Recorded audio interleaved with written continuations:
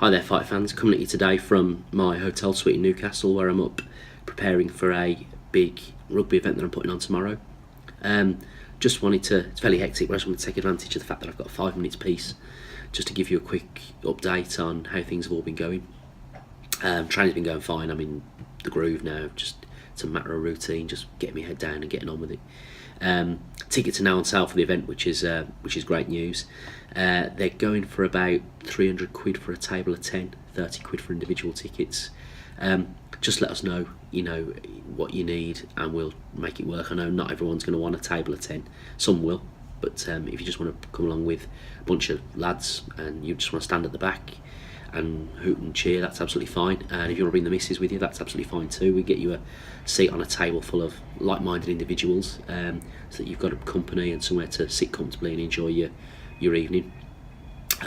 So just let us know what you need. Mike Fury, my opponent's also got a stash of tickets as well, so I know we've got a lot of mutual friends. If you'd rather go through him, that's fine. He might be slightly more accessible to a lot of people because he's based in sort of Birmingham full time. So people can pop round and collect tickets off him and pay him and all the rest of it. But likewise, if you want to come through me, no issues whatsoever. Just let me know what you need and I'll do my best to sort you out. So that's all underway now. It's a big venue at Edgbaston. It holds about 800, which sounds really big, but there's about 10 fights on, and a lot of the guys will be very talented fighters. A lot of the guys will have big followings because they'll be popular, which will make for a great atmosphere on the night, and it'll be a terrific show. But once tickets start selling, they'll be as rare as rocking or shit, so don't hang around, get in early, let us know what you need, and we'll make sure that nobody's disappointed because they're already strictly limited availability, so don't hang around.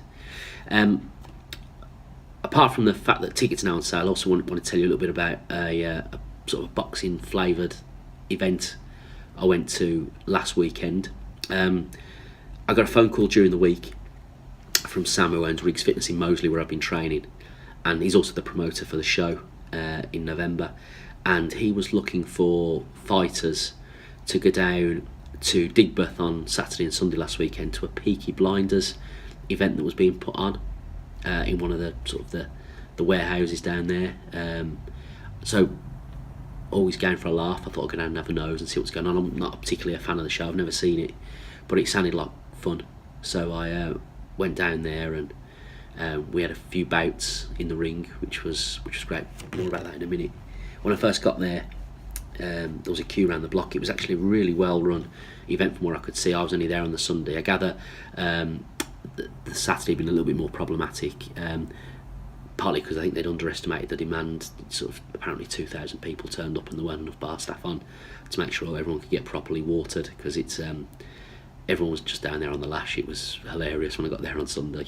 There were lads who'd clearly been topping up for the night before, steaming at sort of 1 o'clock in the afternoon, which made for a great atmosphere when we were having our scrap in the ring. But it was just bizarre. I mean, everywhere there were guys in the room where the boxing was done up like a sort of 1920s speakeasy with a big ring and sort of canteen style tables. And every time you'd walk, every so often it'd kick off in there, kick off. It was guys who were dressed up in all the Peaky Blinders gear, having like a simulated fight, and having the row, and then some suffragette would walk in and she'd be roundly heckled by everybody in attendance just as she was trying to interrupt whatever act was on the stage doing their thing. There were sword swallowers and the people trying to escape from straitjackets and stuff, and contortionists. It was mental. But I gather it was all part of the period piece that they were going for. And the boxing event thing that I was part of was no different. I think the guys who were there on Saturday didn't get the best briefing that they could have had on what to do, so they boxed it probably a little bit straight. Lots of jabs, good technical boxing, but not what people had paid to turn up to see. So the next day there was a compare there, because it had fallen probably a bit flat the night before, I think was the consensus view. So there was a compare there on Sunday. Ben, who's a magician, is also one of the organisers, but he was there to get the crowd fired up and stuff, and to introduce the fighters, which made for it was great crack. It was sort of semi-simulated. I mean, it was we were trying to choreograph the punches for best crowd effect, but just because it's simulated, you're still getting punched in the face, which was which was fun.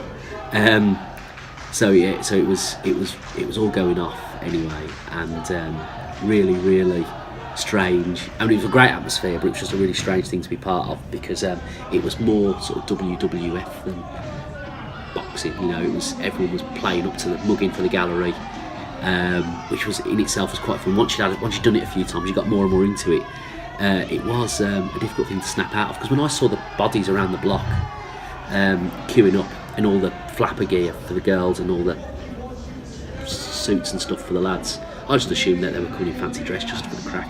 But a lot of them weren't. They were fully in character, like talking like 1920s people would have talked and whatnot, and it was nuts. Honest to God, it was great crack. It was like a Star Wars convention, I suppose, with different costumes. Like that was what it was.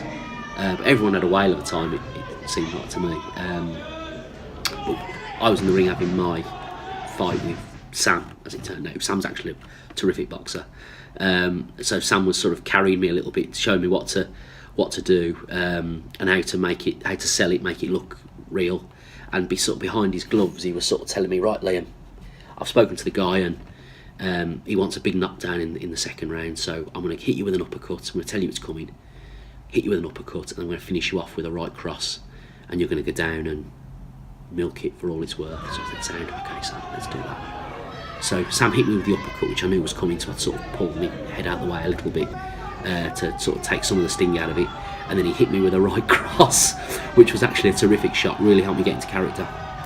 So I went down fairly heavy, which was part of the act. But if I hadn't known it was coming, it was the sort of punch that might well have put me down anyway, I think. So of course I rolled around and spat my gum shield out and looked like I was out of it. And then the crowd went wild, and they kicked and pulled me out of the ring and all the rest of it. It was absolutely mental, but it was great fun. Never done anything like that before, but I hope it becomes an annual thing, because it really was. It's a great way to spend a Sunday afternoon. It was as much fun as I'd had in I've been in training for 3 weeks. I haven't been having very much fun at all, so it's as much fun I've had certainly for the 3 months I've been training. Highly recommended. Really good event, well put on. They must have spent a lot of money on it, because you'll see from the footage that you're now watching that it was how much trouble they'd gone to create that air of authenticity. It really was super. And actually, I don't think it was that well promoted by the local press. I think they could have done more maybe to get behind the event, but hopefully next year, if it goes ahead, they'll learn from that and do it. So I'm not particularly a fan of the show. I've never seen it, but it just looked, and I'm going to watch it now because it looks like great crack. But yeah, so that's what I spent my last weekend doing. Ordinarily I'd go out for a few drinks on a Saturday evening or a Sunday evening, but I did that this week, seeing as I'm being sensible. So it really was good fun. But as I say, back to the hard realities of it now. Back in training this week. We're not too far out now. Mike is really knuckling down in his training too, because we obviously want to put as good a show as we possibly can on for you guys. Raise as much money for charity. Sponsorship's ticking over quite nicely. I should declare that I was paid for my appearance last week. I don't know whether this show's going to appear on one of the features on the DVDs of the box sets for Peaky Blinders in the future. But I was paid 30 quid for my trouble, which will be going in the charity pot before anyone accuses me of profiteering. So that'll go in the charity pot as well. That's another 30 quid in for the charity. If you are thinking of sponsoring me, don't hang around, please. Do get in there, because I'm trying to keep the momentum going. The more people that sponsor me, the more people that will sponsor me, hopefully. So and we're all trying to raise money for a good cause, because anything that obviously to do with little kids being ill, not very nice. So let's try and make life as good as we possibly can for them. That's it from me, guys, for this week.